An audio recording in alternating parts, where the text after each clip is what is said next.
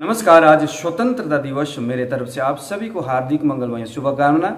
आज रात 9 बजे से हमारे यहाँ पर चरक संवाद नाम से आयुर्वेदिक चिकित्सा विधि का एक विस्तृत व्याख्यान को लेकर के मैं उपस्थित हूँ। आप लोग यदि आयुर्वेद पढ़ना, सीखना और समझना चाहते हैं तो आप जरूर, मैं इस डिस्क्रिप्शन में उस व्हाट्सएप ग्रुप जहाँ पर हम लिंक देंगे और उसमें क्लिक करके आप क्लास में प्रवेश कर पाएंगे, तो वो लिंक मैं दे देता हूँ। आप उसमें क्लिक करके आप क्लास में ज्वाइंट हो सकते हैं। मैं आपको बताऊं कि ये एक महीने का जो है 1100 रुपये फीस है। अगर आप उतना अमाउंट जमा नहीं कर सकते तो www.ayushyogi.com इस वेबसाइट में आप जाइए, उसका भी लिंक मैं डिस्क्रिप्शन में दे दूंगा।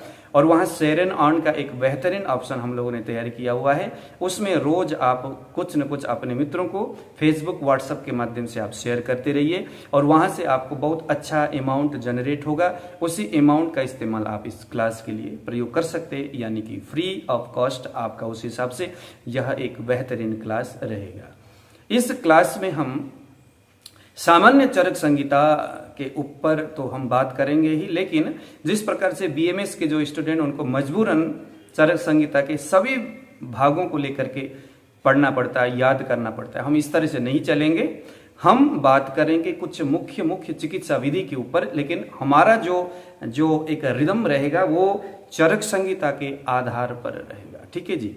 तो बहुत आनंद आने वाला है। बहुत सारे लोग लंबे समय से प्रतीक्षा कर रहे थे, तो वह दिन आज से प्रारंभ है।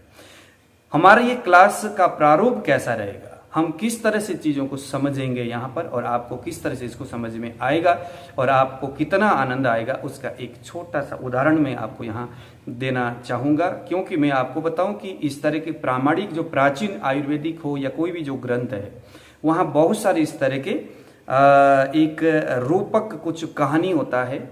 वो कहानी सुनने में बड़ा इंटरेस्टिंग होता है, लेकिन वो कहानी के पीछे बहुत बड़ा एक चिकित्सा का सूत्र दिया हुआ रहता है।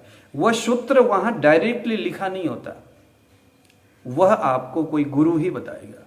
जैसे मैं आपको बताऊंगा, जैसे हमारे आयुर्वेदिक ग्रंथ में हवन के विधान जो बताया गया है, हालांकि सभी आध्यात्मिक जो दुनिया है वहां पर भी सभी लोग हवन करते हैं। हवन में क्या होता है, यजमान बैठते हैं, अग्नि को प्रज्वलित करते हैं, उसके बाद चावल, घी आदि मिला करके हविष्यान्न तैयार करते हैं, अग्नि को प्रज्वलित करते हैं, स्वाहा इस मंत्र बोल करके आहुति वहां पर डाली जाती है। अब यह तो एक रूपक जैसा एक कहानी है।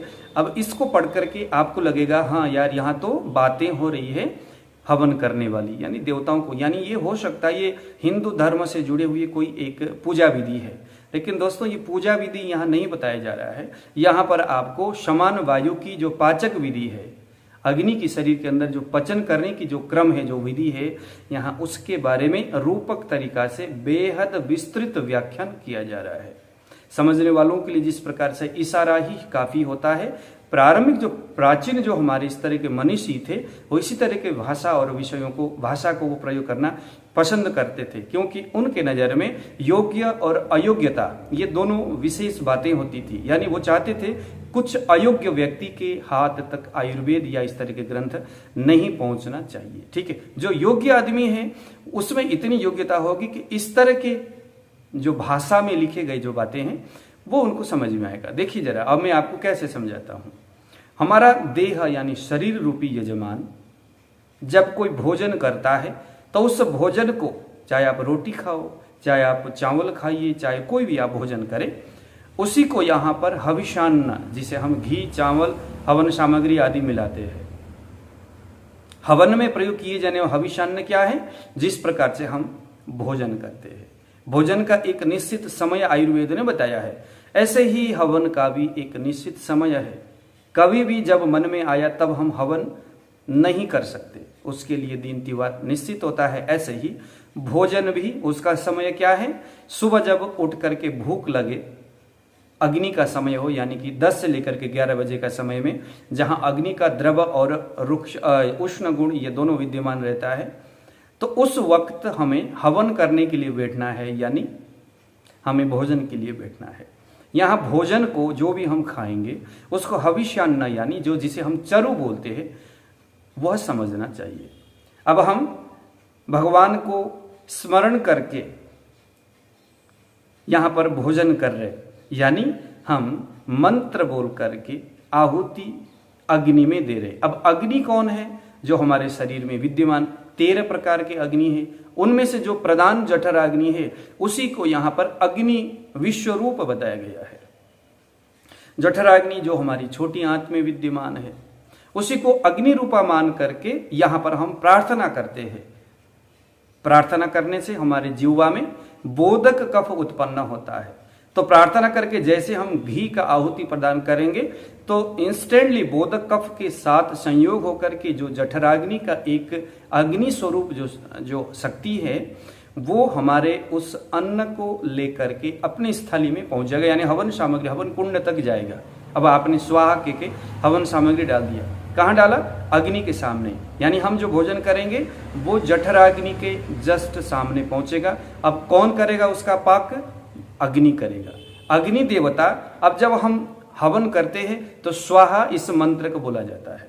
स्वाहा जो है वो अग्नि की पत्नी है, अग्नि की पत्नी ही अग्नि तक इस हविष्यान्न को लेकर के जाती है। जैसे हम अपने मुंह के माध्यम से भोजन का आस्वादन करते हैं और तर्पक कफ जिसको स्वाहा समझा जा सकता है वो अग्नि तक इस अन्न को लेकर के जाएगा। देखो जरा कितना रोचक है और कितना प्रामाणिक ये बातें हैं। पूरी तरह से आपके अग्नि का जो पाचन क्रिया है, भोजन करने से लेकर के अग्नि पाचन क्रिया तक की जो व्यवस्था है वो इस हवन की व्यवस्था में जोड़ दिया गया है। उसके बाद क्या होगा? अब यहां जठराग्नि का काम रहेगा, वो पचन क्रिया करेगा। अब हवन कर्म में एक संदर्भ ये बताया जाता है, हवन किसके लिए? विष्णु के लिए, शिव के लिए, या भगवान ब्रह्मा जी के लिए, या तत्त देवताओं के लिए।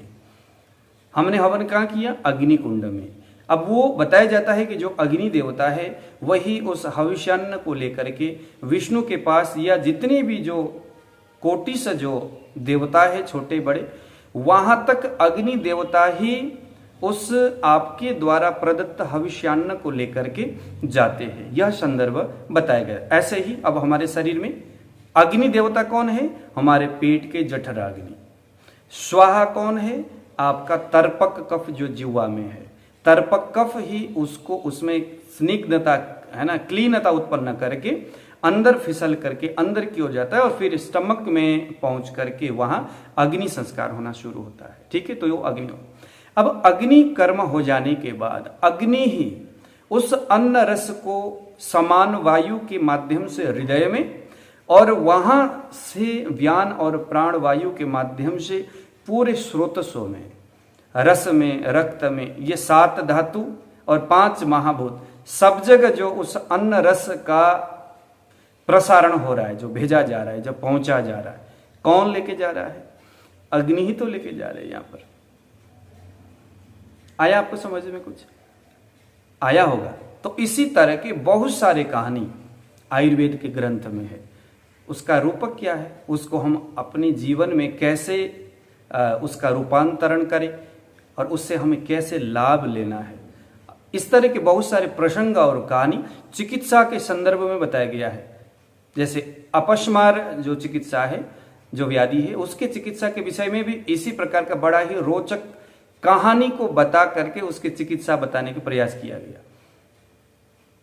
ठीक है, तो हमने उस कहानी को पढ़ना है पहले, उसके बाद वहां से सारांश को, जिस प्रकार से समुद्र में गोता लगा करके वहां से मोती को निकाला जाता है, उसी प्रकार से। अब ये कौन करेगा? ये आप नहीं कर सकते, ये करेगा कोई गुरु। जैसे अभी हम विश्लेषण कर रहे हैं, पहले हमने अपने गुरु से सीखे थे। यदि आपके पास कोई इस तरह के आयुर्वेदिक ग्रंथों के इन रूपकों को, इसके सारांश और उसके भाव को अच्छी तरह से व्याख्यान करने वाला कोई है तो निश्चित आप उनके सन्मुख को बैठे और आयुर्वेद पढ़े, यकीनन आपको बहुत अच्छा लगेगा। अगर ऐसा नहीं है तो तब तक आइए, ऑनलाइन के माध्यम से हम उन रूपकों को, उन संदर्भ को बहुत सारांश में या बहुत विस्तृत हम उसमें चर्चा करेंगे। यहाँ पर हमारा जो क्लास है, सबसे पहले हम द्रव्य गुण विज्ञान के आधार पर, क्योंकि आयुर्वेद क्या है? आयुर्वेद रसों की एक समीकरण है। मधुर रस और अम्ल रस, ये दोनों अलग अलग कार्य है। इन दोनों को मिलाया जाए तो क्या हो सकता है? उसका परिणाम क्या होगा, शरीर में इसकी प्रतिक्रिया क्या होंगे, ये कौन से दोष के ऊपर विशेष, क्योंकि मधुर रस जो है वो कफ को बढ़ाने वाला है, अम्ल रस जो है वो पित्त और आपका कफ इन दोनों को बढ़ाने वाला है। लेकिन अगर हम मधुर और अम्ल ये दोनों को एक इकट्ठे मिक्स किया जाए तो ये किसको बढ़ाएगा और घटाएगा, कितना प्रतिशत। तो उन मात्रा को हम रोज अगर पढ़ेंगे तो आनंद आएगा और पढ़ने में भी मजा आएगा, समझ में भी आएगा, तब आपको आयुर्वेद समझ में आएगा। फिर आप कहोगे हाँ यार आयुर्वेद तो जिसको हम समझ रहे तो वो तो कुछ नहीं है, वाकई में आयुर्वेद तो ये चीज है। लेकिन मैं आपको सच बताऊं, चरक संहिता भी अगर आप खुद पढ़ते हैं तो भी आपको बहुत आनंद आता है, क्योंकि आयुर्वेद का जननी, आयुर्वेद का वेश चरक संहिता ही है। लेकिन अगर हम सभी लोग एक निश्चित समय पर मिल करके अगर हम उसके ऊपर विस्तृत चर्चा करेंगे, व्याख्या करेंगे, सुनेंगे, सुनाएंगे, तो मुझे लगता है कि हम बेहतर तरीका से उसको समझ सकते हैं। तो यही है दिन आयुर्वेद समझने का। आइए इस लिंक में क्लिक करें जिसको मैं डिस्क्रिप्शन में भेजा हुआ है, और सिर्फ 1100 रुपया हम लोगों ने इसका फीस रखा हुआ है। अगर आपको इसके संदर्भ में कुछ पूछना है तो आप कमेंट बॉक्स में इसको पूछ सकते हैं। अब अगर अभी तक भी आपने इस चैनल को सब्सक्राइब नहीं किया है तो आप जरूर इसको सब्सक्राइब करें। अगर आपको ये संदर्भ, हमारा प्रयास अच्छा लगता है तो आप जरूर दूसरों को यह वीडियो शेयर करें, ताकि कोई भी अगर आयुर्वेद सीखना चाहे तो वह हमसे आयुर्वेद सीख सकते हैं। तो दीजिए विदा आज, नमस्कार।